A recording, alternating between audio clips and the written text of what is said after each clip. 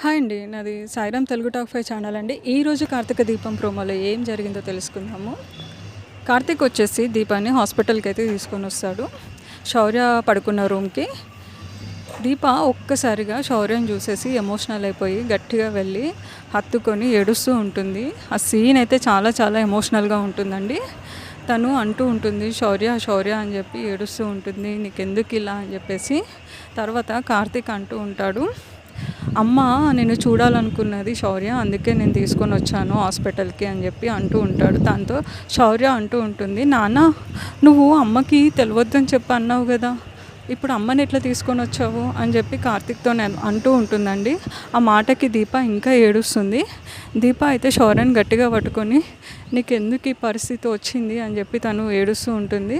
తర్వాత శౌర్య అంటూ ఉంటుంది, నాన్న మనం ముగ్గురం ఎప్పుడు కలిసే ఉంటాం కదా, ఎప్పుడు విడిపోం కాదు కదా అని చెప్పి మాట్లాడుతూ ఉంటుంది. దానికి కార్తీక్ అయితే అంటూ ఉంటాడు, ఎప్పటికీ మనం జన్మలో విడిపోము, నేను మాటిస్తున్నా నీకు అని చెప్పి కార్తీక్ అయితే అంటూ ఉంటాడండి.